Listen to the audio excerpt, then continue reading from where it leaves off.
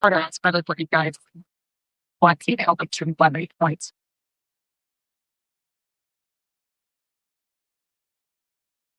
Yeah. I thought we in the second half we started to respond a little bit better. I thought that basically Golden State threw all the punches for the first half. We just stood there and took them. Third quarter, we started to throw a couple.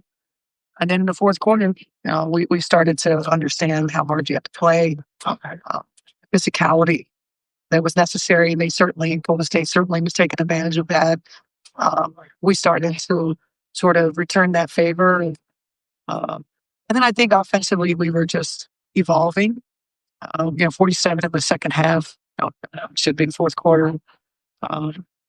Just understanding more about what the opportunities were that the offense wasn't going to be pretty. We're going to just let you come off your first and second options. You're going to have to break plays to make plays. We started getting better.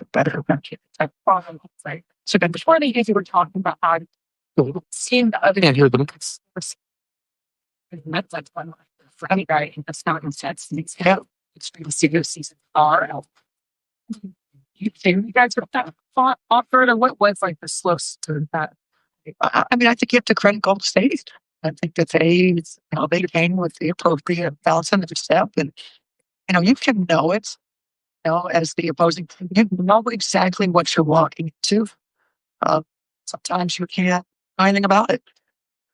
I thought that was the case.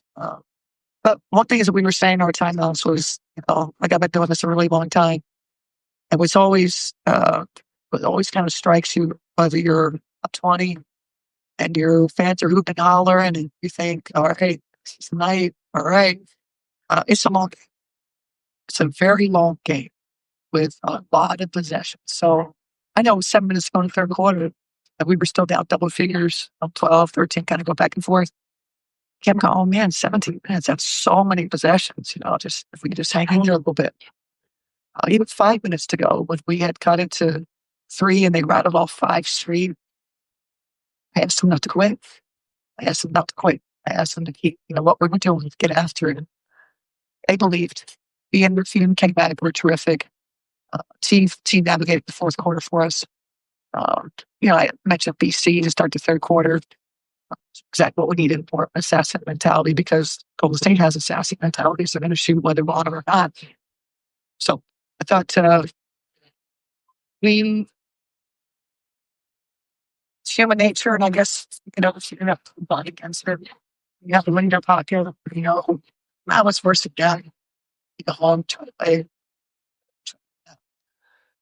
I'm thankful that we did just slide into that, especially with the great golfers. Coach played this team now 4 times the last 12 days or something like that. And what is just your biggest takeaway from playing Golden State in this 2-game series? Yeah, that's what I've been saying. I mean, their commitment to their identity, the repetitive, what they do repeatedly over and over again. Right? That's how I think is that when you walk out of the gym, you know what their identity is. That's a side of a great coach. And they're committed to it. And she got a lot out of players and obviously their fans, although, I wish that Golden State would kind of have a little bit more. I guess this was Temmy's fault. Temmy told him to boo us and make it nasty. I think that's interesting. But yeah, I mean, you learned that, obviously it's a good team. Like I said, they were a game away from being 6th place. And at no point in time did we think that this was going to be a 2-game series. At no point in time. So I'm super proud of this. To come here, the craziness, about how it is. And credit to them. Shout out to the fans. It's exactly what the team needs. But found a way. I'm proud of this. Carol, as a bit of a follow-up to that, Natalie said before the game is cheap on that they needed to play a perfect game against you guys. How close did they get in terms of what they did when the game was? They played well. I mean, she didn't know perfect better than I. No such thing as a perfect game. They played ball to win. And obviously we just hung in there. Just Cheryl, with about 20 seconds left, Chechi makes that layup, but you guys have an offensive possession, and it was sort of a weird offensive possession where you're getting trapped. Dribble it out. Yeah, that was just trying to figure out what was sort of the game house. Were you expecting to get fouled, and what sort of things did the Valkyrie do? Caught you off guard. Even though it's a veteran team, we talked about some other things. I should have taken the time.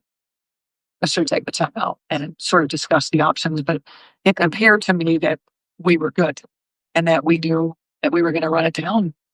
I didn't know what was my back and court. We're going to go ahead and, go get the last shot.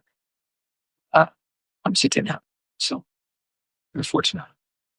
Coach, coming in, you knew Golden State was going to shoot a lot of threes. That's part of their MO. They got 18 off through the first 3 quarters and only 2 attempts in the fourth quarter. Kind of what changed for you in the fourth quarter to take away that perimeter action? Players listening. So we were flabbergasted as to how. I think you said it four times in 12 days or whatever the number of games is that we're caught off guard. So we finally locked in that space and decided to have to find a different way to score.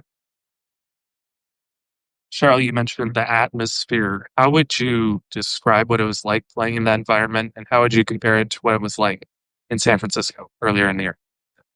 I think it was obviously atmosphere, their energy, their passion. They're in it the entire way. There's a lot of balls like that. You can tell like they're watching the game, and willed them at times. I thought willed the team at times. In terms of if we didn't know where we were, I do think it's obviously unfortunate. Hopefully we can, the WNBA and its teams can get to a place where this isn't happening. I think we're beyond this, but despite that, the environment was just as good. But that's unfortunate for the team. That shouldn't be the case, and hopefully all the WNBA teams, we can get to this phase where we're not getting bounced at the most important time of the year. I don't know all what went into this, but we're at the point where this is good business. You can't tell me that there's anything else coming into Chase Center that's better than what you're getting from the WNBA revenue. So again, I don't know what exactly happened, but the environment, to answer your question, was just as electric, just as passionate. Sounds a little bit different, like the hockey arena is very different. And it was a little bit cold. Hey, Coach. Courtney Williams hit a really important basket there, but you guys have 3. What does it say about her? She wasn't having maybe the best game of her career. Actually, she wasn't having a great game, but what does it say about her to hit kind of a jumper there? Well, she just knows that. I mean, we were on her the whole game. I said, Courtney, I got to have my big 3. I just didn't have, really for this, playing these guys for the 4 games. I don't know that Courtney really played all that well against these guys. But I think she got herself to this place, and we count on her heavily for her energy, her belief, and her having her teammates. And she's the type that wants that shot. She doesn't care what happens. Right? That's why we call her Dory. She forgets everything else that happened. And so she was just standing there for us, try to be tough and make a shot, and she did. Thanks. You're welcome. Solve it.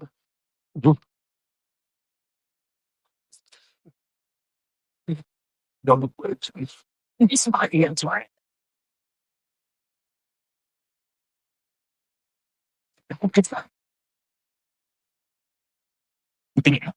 We was longer.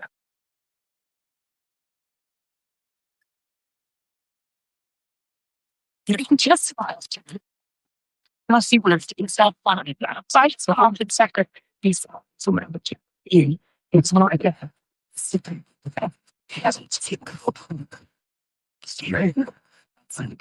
Thank you.